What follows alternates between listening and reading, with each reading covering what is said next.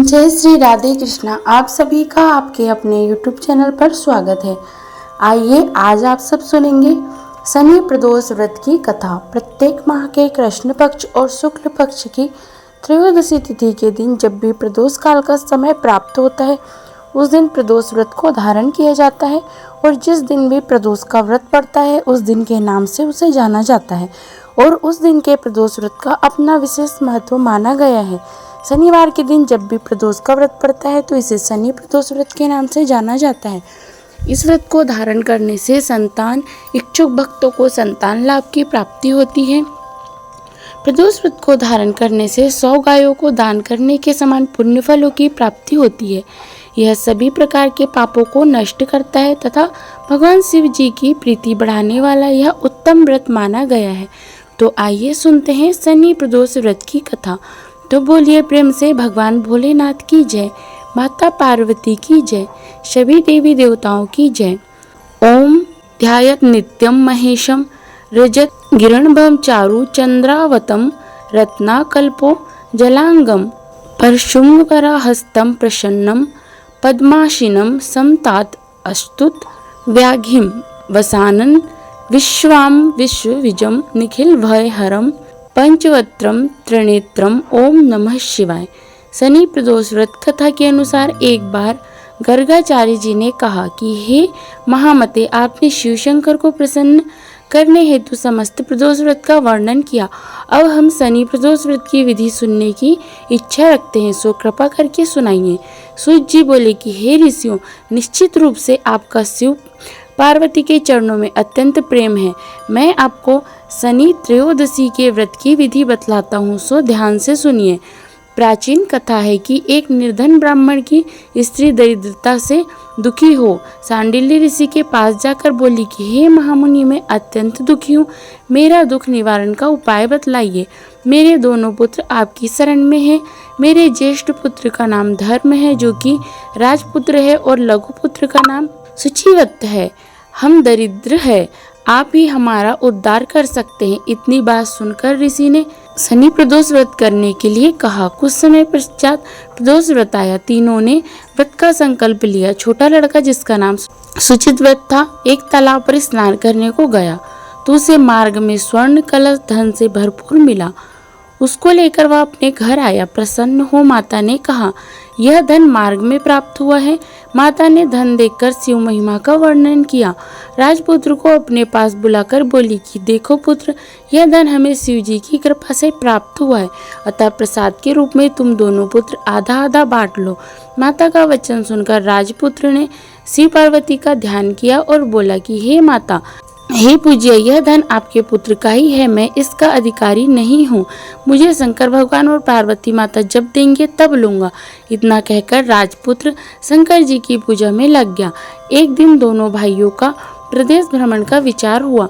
वहाँ अनेक गंधर्व कन्याओं को क्रीड़ा करते हुए देखकर सुचितव्रत ने कहा कि भैया, अब हमें इसके आगे नहीं जाना चाहिए। इतना कहकर सुचितव्रत उसी स्थान पर बैठ गया, परंतु राजपुत्र अकेले ही स्त्रियों के बीच जा पहुंचा। वहाँ एक अति सुंदर स्त्री राजकुमार को देखकर मोहित हो गई और राजपुत्र के पास पहुंचकर अपनी सखियों से कहने लगी कि हे सखियों, इस वन के समीप ही जो दूसरा वन है, तुम वहां जाकर देखो। भांति भांति के पुष्प खिले हैं, वह सुहावना समय है। उनकी शोभा देखकर आओ, मैं यहाँ बैठती हूँ, मेरे पैर में बहुत ही पीड़ा है। यह सुनकर सब सखी दूसरे वन में चली गई। तब उस स्त्री ने राजकुमार से पूछा, आपका क्या नाम है? राजकुमार बोला कि मैं विदर्भ नरेश का पुत्र हूँ, आप अपना परिचय दीजिए। युवती बोली, मैं विदर्भ नामक गंधर्व की पुत्री हूँ, मेरा नाम अंशुमति है। मैंने आपकी मनोस्थिति को जान लिया है कि आप मुझ पर मोहित हैं। विधाता ने हमारा तुम्हारा संयोग मिलाया है। युवती ने मोतियों का हार राजकुमार के गले में डाल दिया। राजकुमार हार स्वीकार करते हुए बोला कि हे भद्रे, मैंने आपका प्रेमोपहार स्वीकार कर लिया है, परंतु मैं निर्धन हूँ। राजकुमार के इन वचनों को सुनकर गंधर्व कन्या बोली कि मैं जैसा कह चुकी हूँ वैसा ही करूँगी, अब आप अपने घर जाएं। इतना कहकर गंधर्व कन्या सखियों से जा मिली। घर जाकर राजकुमार ने सुचितव्रत को सारा वृत्तांत सुनाया। जब तीसरा दिन आया, वह राजपुत्र शुचित व्रत को लेकर उसी वन में जा पहुंचा। वहीं गंधर्वराज अपनी कन्या को लेकर आ पहुंचे। इन दोनों राजकुमारों को देख आसन देकर कहा, मैं कैलाश पर गया था। वहां शंकर जी ने मुझसे कहा कि धर्मगुप्त नाम का एक राजपुत्र है जो इस समय राजविहीन और निर्धन है। मेरा परम भक्त है। हे गंधर्वराज, तुम उसकी सहायता करो। मैं महादेव जी की आज्ञा से इस कन्या को आपके पास लाया हूँ। आप इसका निर्वाह करें। मैं आपकी सहायता कर राजगद्दी पर बिठा दूंगा। इस प्रकार कहकर गंधर्वराज ने कन्या का विधिवत विवाह कर दिया। विशेष धन और सुंदर गंधर्व कन्या को पाकर राजकुमार अति प्रसन्न हुआ। भगवत कृपा से अपने शत्रुओं का दमन करके राज्य का सुख भोगने लगा। इस प्रकार से जो भी भक्त सच्ची श्रद्धा के साथ, नियम और निष्ठा के साथ प्रदोष का व्रत धारण करते हैं तो भगवान शिव जी अपने भक्तों को के सभी प्रकार के मनोरथ की सिद्धि करते हैं। तो बोलिए प्रेम से भगवान भोलेनाथ की जय, माता पार्वती की जय, सभी देवी देवताओं की जय।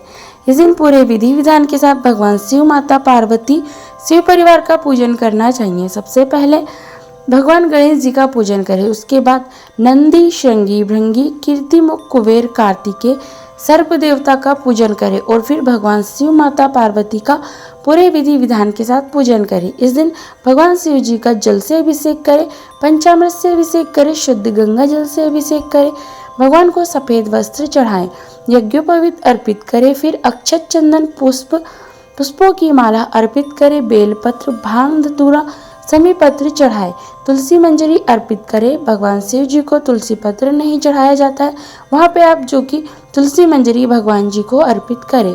इससे भगवान शिव जी अति प्रसन्न होते हैं। इसके बाद फिर भगवान शिव जी को धूप और दीप दिखाएं, अनेक प्रकार के नैवेद्य आदि का भोग लगाएं। जो भी मिष्ठान ना मिल पाए तो अब ऋतुफल हो उसका भी भोग लगाएं। भोग लगाने के बाद जल से आचमनी करवाएं। मुख शुद्धि के लिए पान पत्र, सुपारी, लौंग, इलायची के साथ में अर्पित करें और फिर द्रव्य दक्षिणा चढ़ाएं। इसके बाद प्रदोष व्रत कथा का श्रवण करें। भगवान शिव जी के स्तोत्र, चालीसा आदि का पाठ या श्रवण करें। इस व्रत का पारण अगले दिन सूर्योदय होने के बाद करना चाहिए। प्रदोष का व्रत कम से कम 11 या 26 त्रयोदशी का व्रत धारण करना चाहिए। इसके बाद आप व्रत का उद्यापन कर सकते हैं। व्रती को व्रत के दौरान किसी के ऊपर क्रोध नहीं करना चाहिए। अपने मन में किसी के प्रति ईर्ष्या या द्वेष का भाव नहीं लाना चाहिए।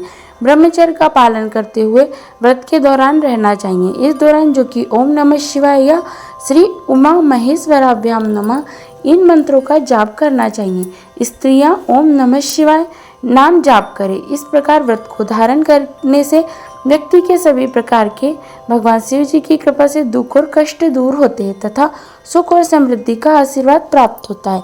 तो आशा करती हूँ जानकारी आपको अच्छी लगी होगी। इसी प्रकार से ज्ञानवर्धक जानकारियाँ प्राप्त करते रहने के लिए, व्रत पूजा के बारे में जानने के लिए, कथा सुनने के लिए अगर आप चैनल पर पहली बार आए हैं तो चैनल को लाल बटन दबा करके सब्सक्राइब करें। साथ में बेल आइकन भी दबाएं ताकि आने वाले वीडियो का नोटिफिकेशन आपको समय पर मिलता रहे। जय श्री राधे कृष्णा। हर हर महादेव।